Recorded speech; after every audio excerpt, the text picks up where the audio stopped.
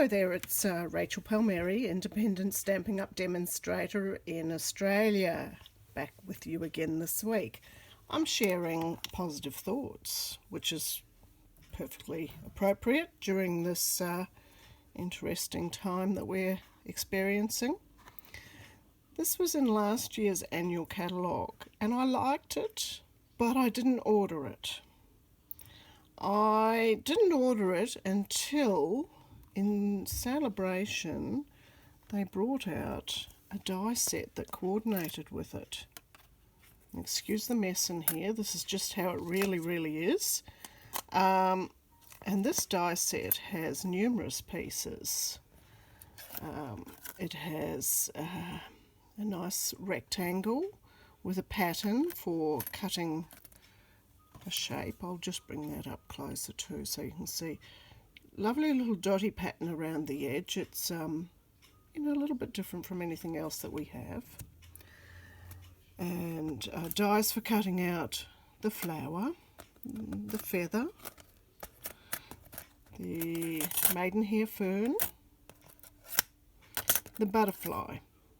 But as well as that, we have a little standalone butterfly that doesn't have a stem. We have this lovely little border piece, maidenhair fern in two versions, just 3 leaves, and then would it be 7? No, 6 leaves there.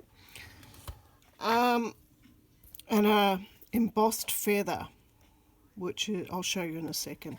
This is a flower centre too. Alright, so once that came out, it made a whole big difference to the way I thought about it. And I was playing last week and I made this. I call this one with a lot. It's like a hamburger with everything on it.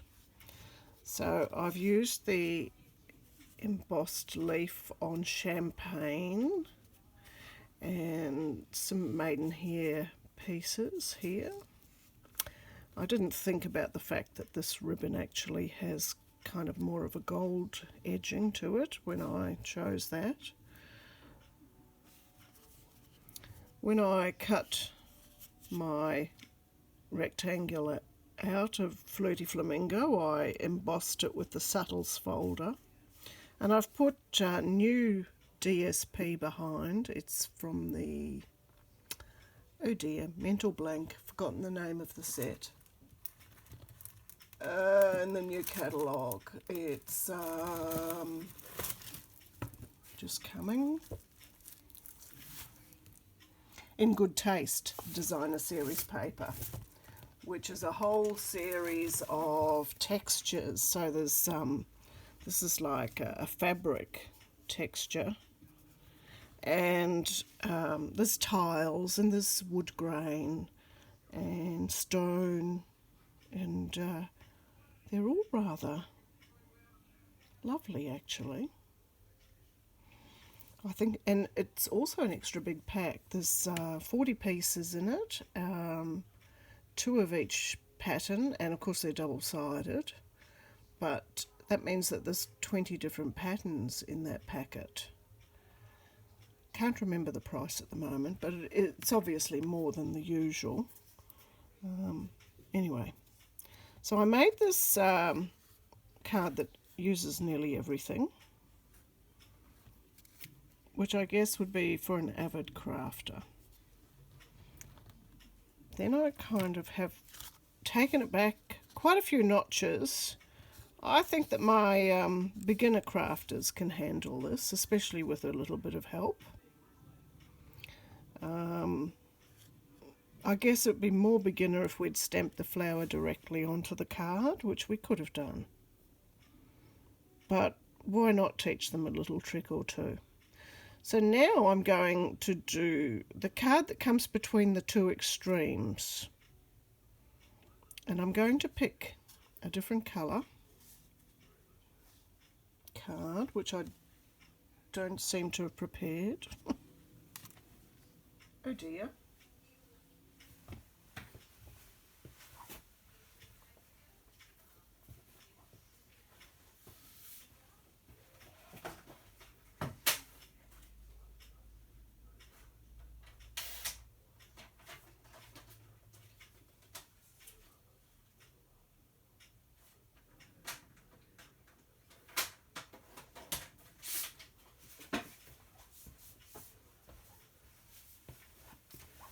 That wasn't too good, was it? I didn't give it any thought about what I was putting behind.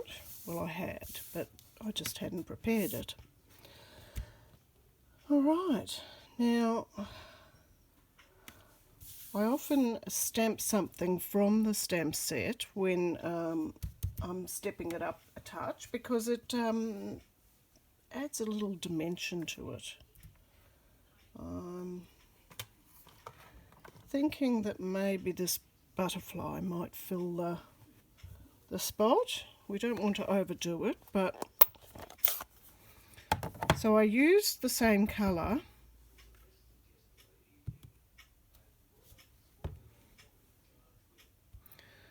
I also changed the direction of the stamp each time I stamp, and I don't have to worry too much about the middle of the card.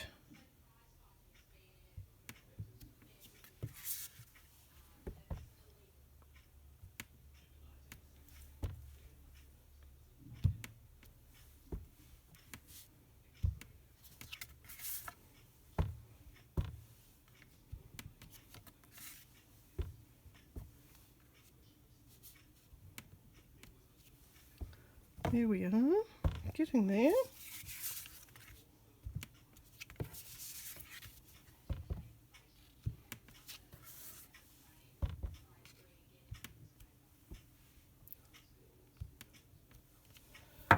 All right. So then by the time you place that over, you've got a lovely pattern background to place it on, haven't you? All right. Now, where is my fern?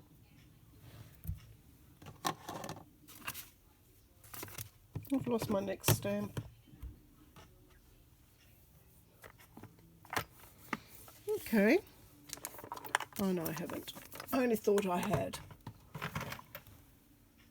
It's what happens when you keep them sideways and you can't really see them properly. Now, I'll move that base just up out of the way because knowing the way my day's been, I'm going to make some sort of boo-boo today.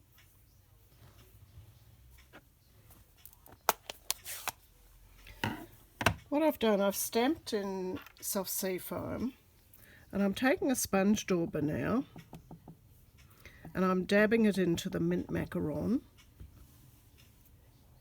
and I'm just going to tap it down the right hand side of this stamp, which will end up being the left hand when it's stamped down onto the paper. It adds a really lovely tone to it.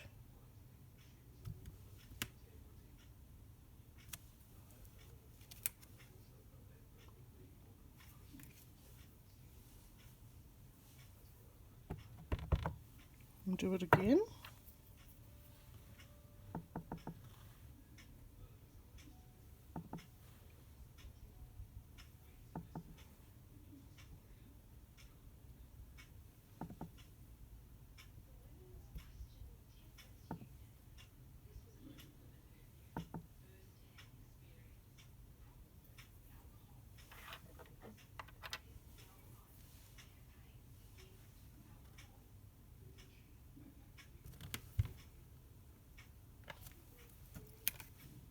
That's it.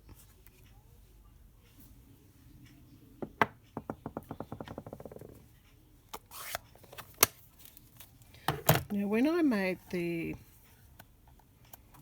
Avid card, I kind of bluffed the stamping of the sentiment. No, it wasn't the Avid card, it was this one here. I didn't get it very straight and I had to redo it, and I've recut it with the frame and then covered it up with the lovely linen ribbon so that you can't see the join. You know, there's always a way to retrieve a card when you've made a mistake on it, but often you know, if you could avoid that mistake, it would be even better. So I made a template when I cut out the frame again, so that I would get my sentiment in exactly the right spot,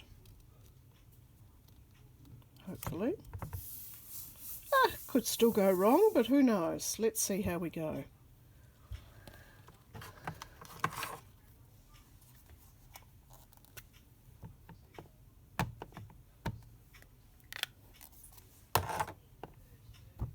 So lovely. Oh, that's too close to the edge, so I will bring it down. I might have to take that out. I'm using the grid lines to try and line up.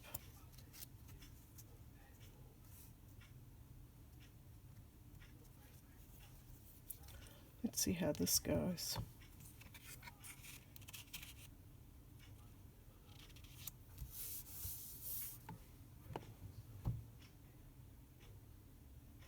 There we go. I think that's okay.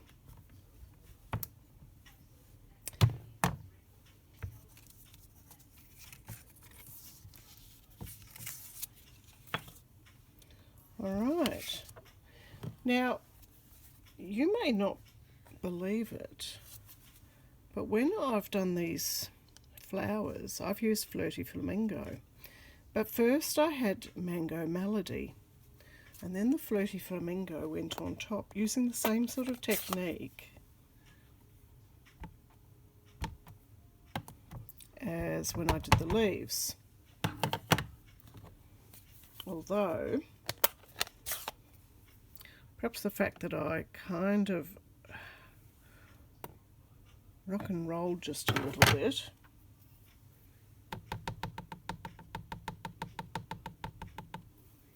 might have changed it a little bit. Now, where's my card for that?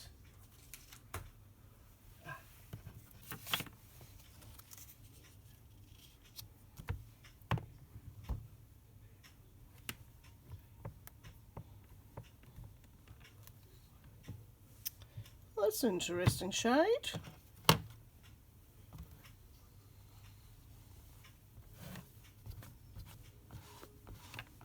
It's actually come out quite different from the others.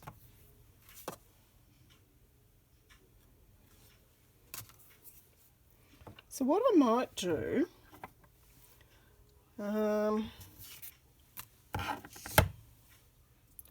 jeepers, I don't know if I moved it then, did I? No, that looks right. So I need to find the magnet, which I seem to have lost. Is there another one underneath?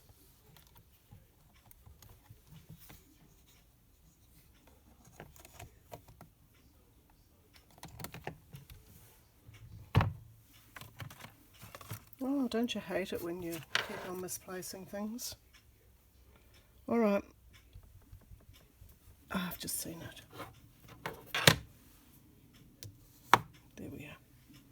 So what I'll do, I'll just go around with a bit more Flirty Flamingo to make the tips of the flower just a little bit more emphasised. And because I've used the Stamparatus, I know that I'll get it back in the right spot. Sort of.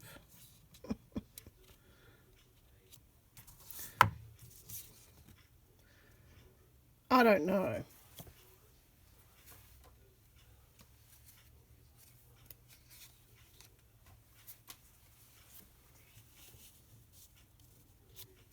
I've had a few tries at things tonight and they aren't always working out for me. However, I can keep on going as long as you can keep with me. So let's go again. Mango Melody. Rock and roll. Flirty Flamingo around the edge. Now, soften off with the sponge dauber, leaving the centre hopefully to have a little yellow in the middle. Pretty.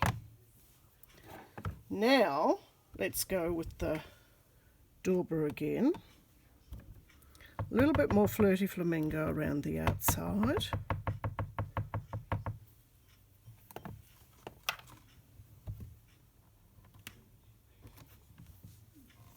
I think we'll settle for that one.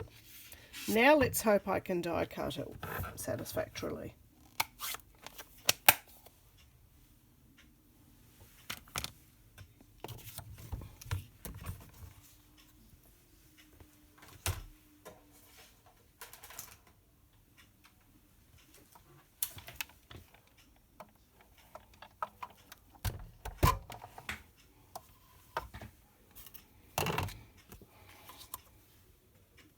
So it's a little bit of guesswork when you're when you have something as interesting as this image. You just have to tend to go round until you feel like it's matching. And sometimes I fluke it pretty quickly, and other times it seems to take forever. I reckon we're close. And that's what the little bit of washi tape's for, to hold it in position.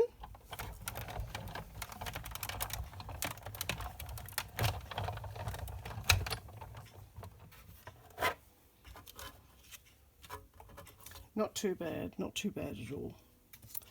Okay.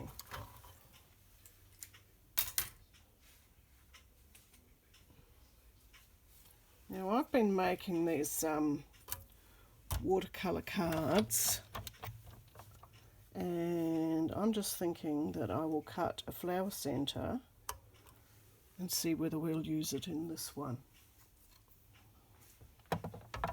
So these have been done in, it's a piece of watercolour paper that we sell.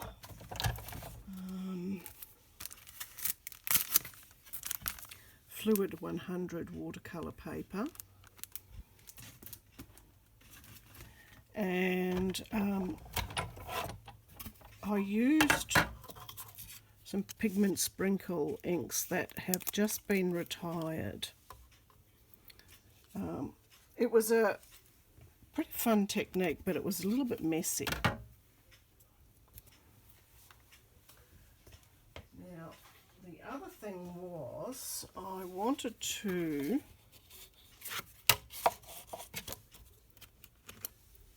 cut one of those borders in the mint macaron, because you know I want to take this one up a little notch on the basic. I'm going to be using the Big Shot quite a bit, and the dies, you know, you've got to show the potential of the dies.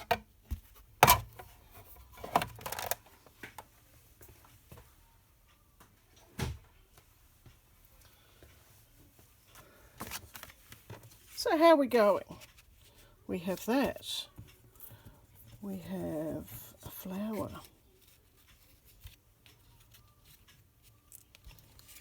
Okay. Now you can lift these bits up if you'd like. You can see I'm just doing it with my fingernails. They're all cut through.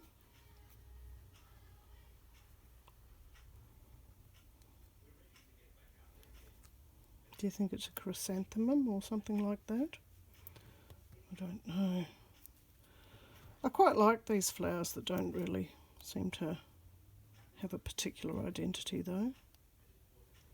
They're fun. It means you can do them any way you like, because no one thinks, oh, that's got to be that colour. Alright, so with a wee drop of glue I can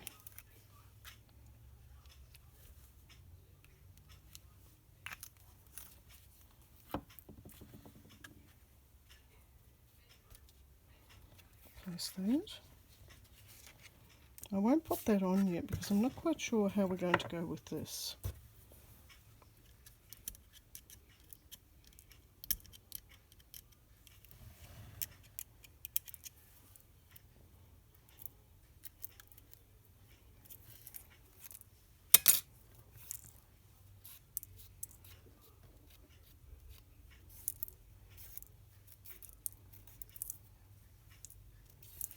This one peels out quite easily.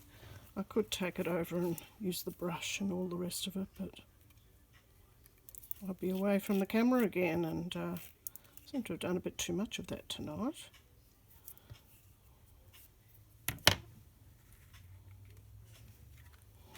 Alright, so I'm going to show you how I'm putting this together.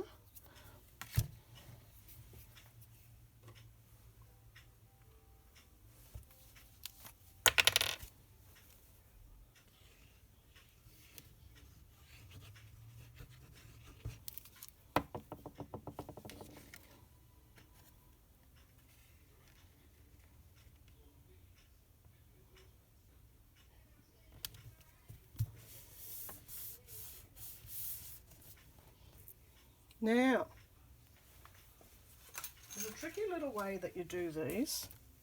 I've already done some tonight, so it's a bit messy, this silicone mat. They're only about $10 and probably around the adhesive section in the catalogue. But when you've got something like this, you just sponge the glue on. And it goes on pretty nicely, and then you can glue that piece down.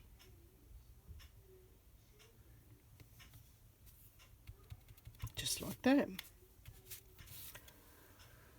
I have got a little bit of glue on my fingers, but not much. It's not bad at all. Gosh, I love those soft greens. They're so pretty, aren't they?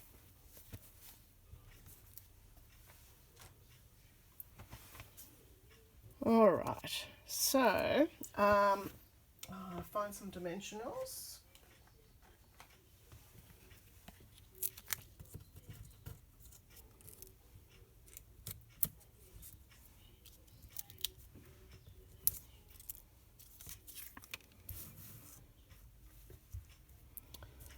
Alright, now I really feel like we need a little more. You know, we're doing a casual crafter. We want them to enjoy making cards that are just a little bit out of the ordinary.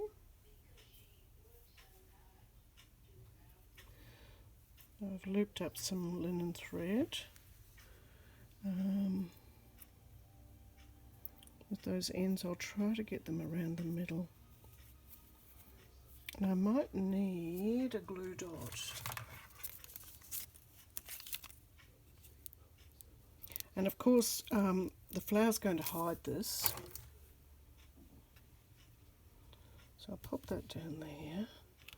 Then I might be able to do that and maybe that. Oh, didn't work. And